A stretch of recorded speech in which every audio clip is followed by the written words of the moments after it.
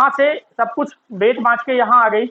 अब हुआ ये कि हाँ, जैसे ही चाइना और उसके बॉर्डर में मुलाकात हुई ना पुलिस वालों से, तो झूठ-झाट बोल करके निकल के चली आई। लेकिन अब जो है पुलिस उसके ऊपर शिकंजा कस रही है। तो हुआ ये कि 2 दिन से वो लापता है, दरवाज़ा बंद है। हाँ, सीमा और सचिन दोनों लापता। सीमा, सचिन और सचिन के पिताजी, ठीक, उसकी माताजी और चाची जो भी मतलब उसके परिवार के सदस्य थे, सब लोग गोल। क्यों? क्योंकि ये जो मैटर है बहुत ज़्यादा ऊपर उठ रहा था और प्रत्येक दिन अलग-अलग तरीके से ना माइक लेकर के पहुँच जाते थे लोग। बताइए आप कैसे आई यहाँ? है ना? क्यों आई यहाँ? आप सचिन को कैसे मिली?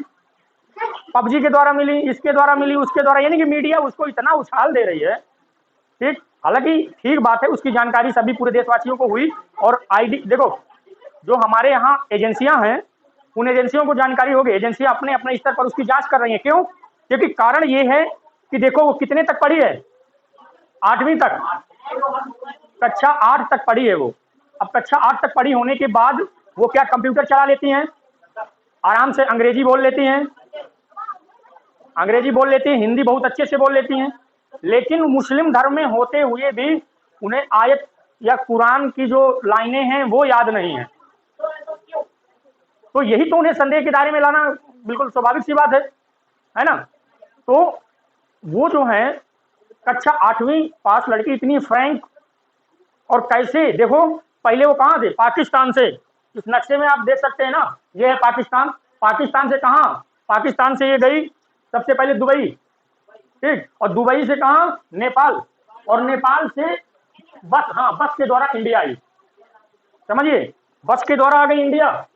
अब इंडिया में कहाँ रहने लगी है? नोएडा में, एनसीआर में, दिल्ली एनसीआर में, हाँ नोएडा में, दिल्ली एनसीआर में।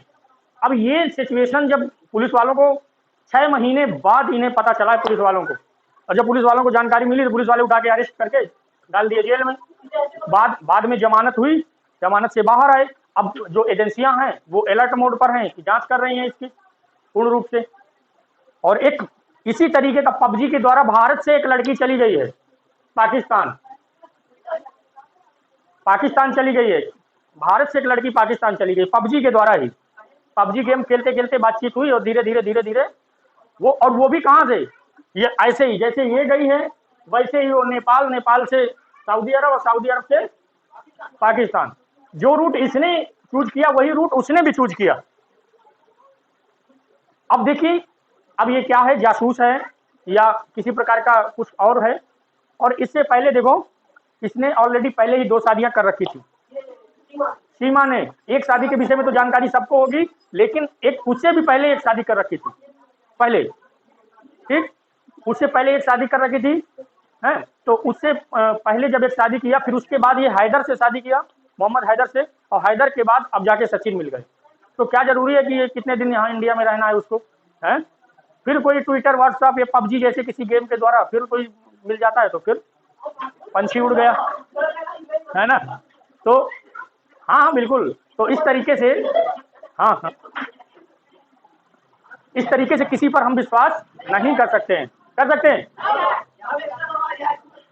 है ना? पता लाख फुर, है ना? और देखो एक बात बताएं कि कोई भी हो, बहुत अभी एक हाल ही की घटना, मैं कुछ दिन पहले की घटना आपको बता दूं। एक साइंटिस्ट, हमारे डीआरडीओ का साइंटिस्ट, वैज्ञानिक, समझ लेना, उस वैज्ञानिक को जो है ना पाकिस्तान के जो है आईएसआई ने हनी ट्रैप के द्वारा इस्तेमाल किया। हनी ट्रैप मतलब फोन से पहले बात होती रही उसकी, फेसबुक से बात हुई, फिर धीरे धीरे नंबर एक्सचेंज हुआ, वीडियो कॉलिंग बात होने लगी, ठीक है। वो हनी ट्रैप मतलब खूबसूरत लड़कियों को आगे करके पाकिस्तान की जो एजेंसियां है ना वो डाटा निकलवाने की कोशिश कर रही थी। तो उससे देखो बातचीत कर रहे थे वो डीआरडीओ के जो वैज्ञानिक थे, उनका नाम नहीं लूंगा मैं। और इस समय कहाँ है वो? जेल में। हाँ जबर, अरे भैया पता है कितना बड़ा इंपॉर्टेंट डाटा लीक किया उन्होंने? अरे लीक कर दिया डाटा। और जब एजेंसियों को पता चला तब पूछताछ में उसने सब कुछ बता दिया। तो आज जाकर के वो जेल में पड़े हैं।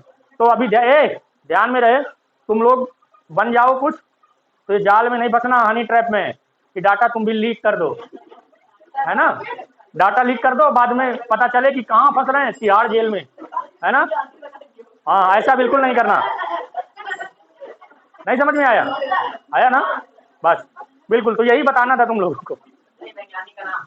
नहीं वो तो देखो वैज्ञानिक है, हमारे देश के लिए उन्होंने कुछ किया, बात समझना, कुछ किया है उन्होंने हमारे देश के लिए, ऐसा हम उनके योगदान को हम नकार नहीं सकते, लेकिन उन्होंने जो अंतिम समय पर किया वो बहुत गलत किया। उन्होंने उसको देने के लिए पहले जो है क्या किया था, इकट्ठा किया पूरे साबूत, साबूत पहले इकट्ठा किया उन्होंने, जो